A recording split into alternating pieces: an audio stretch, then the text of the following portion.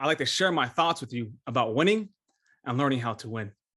But more specifically, the winner's mindset.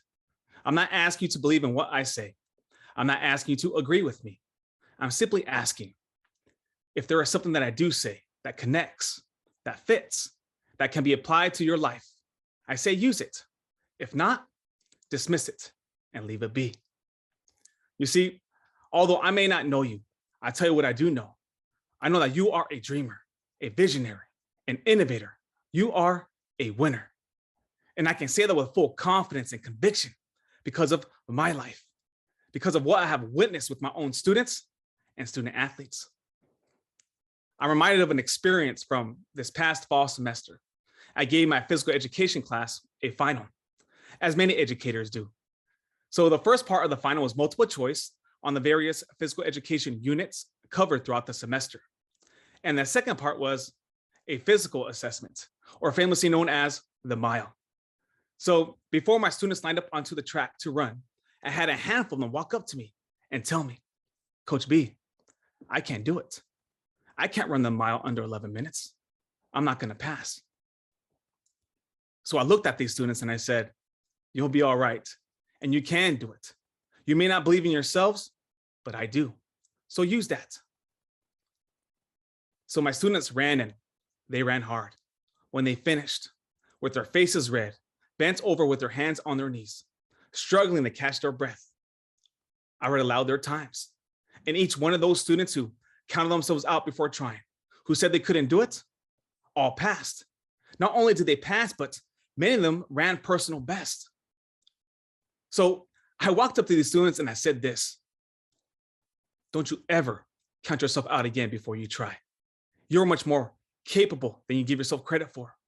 And I'm not talking about just a mile or my class, but every aspect of your life. You see, although you didn't believe in yourselves, I did. I believed.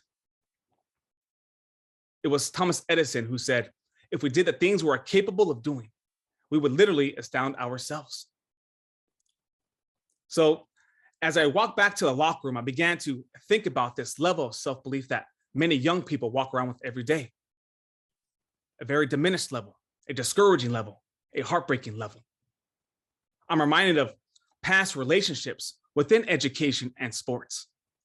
And when I think about it, many of them go through life lacking belief, lacking confidence, lacking vision and imagination, lacking the understanding that it's not about who's in your circle when you're winning, but who's in your corner when you're losing. Lacking a fight, a persistence, to face adversity, to overcome it, to go after what they truly want so they can become who they were created to be. Well, why is that? Why is it that we count ourselves out before we try? Why is it that we spend more time talking ourselves out of our own goals, talking ourselves out of our own dreams than we do talking ourselves into them? Have you ever asked yourself that? Is it fear? Fear of failure, fear of what others might say or think, fear of letting the people you love down or letting yourself down. Or maybe you're allowing your circumstances, your environment to hold you back, to define you.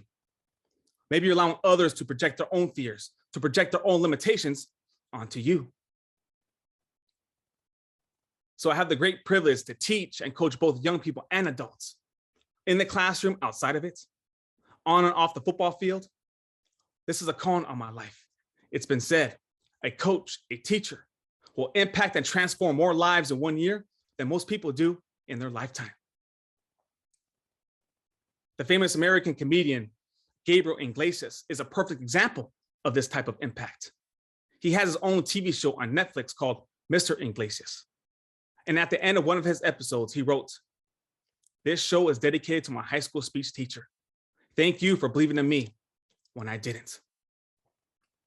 You see, I believe that. I believe that at one time or another, we all have someone in our lives who spoke life into our dreams, picked us up when we were down, someone who saw something special within us, a gift that we couldn't see for ourselves, someone who believed in us when we didn't, when we couldn't, when we didn't know how. I remember I remember when I was in high school and I had this dream to play college football, to be the first one in my family to be a scholarship collegiate athlete. So I began using Sports Illustrated magazines and cutting pictures out of my favorite athletes at that time. And I stapled them to my wall right where I slept. So every morning and every night, I would stare at these pictures. I would envision myself wearing the uniform, running into the stadium, feeling the weight of the helmets on my head, feeling the weight of the shoulder pads on my shoulders, seeing myself making the big play when it counted most. I would visualize this every day. Then I attached action to that vision, intentional action. And over time, my dream came to fruition. My dream became my reality. Why? Because I had a vision for my life and I put the work in. I put the time in. Someone once told me that we create our results in advance with the power of visualization. And Bob Proctor echoes, what you visualize today, you actualize in the future. See yourself already living the life you desire. And when I became a head football coach, this vision, this work ethic stayed with me. So in 2017, I took over a football program who hasn't won a championship or been to the playoffs in over 15 years. And upon my hire, I had people telling me, questioning me, Coach B, why would you take over that program? They don't have much talent or resources there. It's going to take you years to build that program up. And throughout my tenure there, I had a small group of people who wanted me to fail, who went out of the way to complain, talk in the shadows, who purposely tried to make my life harder than it needed to be. But none of that mattered to me. I wasn't bothered. I wasn't bothered because I was only focused on what I could control. And all that negative energy being thrown my way, all that negativity, I used it. I used it as fuel to my fire, to work even harder, to prove them wrong. And that's exactly what my coaching staff and my players did. We proved all the doubters, all the naysayers, all the haters wrong. And in just my second season as head coach, we not only became champions and hung a banner in the gym, but we became the first team in school history to go undefeated, to win a playoff game, which hasn't been done in over 20 years. You see, the great thing about your dream is it's your dream. It belongs to you and no one else. So not everyone's going to understand, agree, or support your dreams and goals because it's not theirs. So how can they understand it when it's not theirs? So don't get discouraged. Don't get sidetracked. Don't get sidetracked by people who are not even on track themselves. I was recently on this podcast and I was asked, Coach B, how were you able to take a struggling football program and turn them into champions in such a short time? Is there a secret? I said, secret? There are no secrets to this, man. Love on these kids and allow them to love you back because it's more than just football for me. I'm teaching life through a game because these kids have enough people in their lives discouraging them, putting limitations on them, telling them what they can and cannot do. I'm not here for that.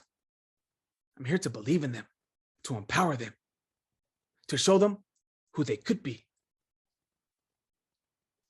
When it comes to the people we surround ourselves with, the German poet Goethe said this: if we treat people as they are, they become worse. If we treat people for who they could be, they become who they should be. I remember this story, a true story, about a 16-year-old girl who was on an airplane. There were 109 passengers on this flight. Tragically, something went wrong and the plane crashed. This teenage girl was only one of two survivors of the 109. So she experienced 65% of her body was covered in third-degree burns. She was told that she only had a 30% chance of survival. Fast forward, this same girl was now an adult. She was now a contestant on America's Got Talent.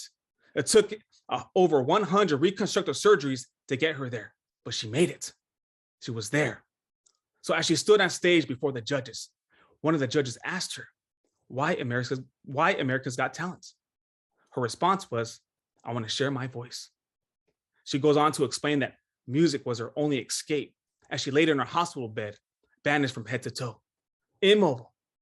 All she had was her voice. All she had was music.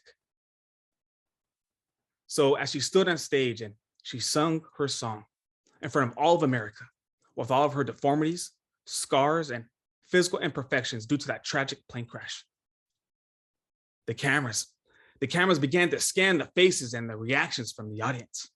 Eyes filled up with tears, faces in awe and amazement. She received a standing ovation because of her story, because of her gift she shared.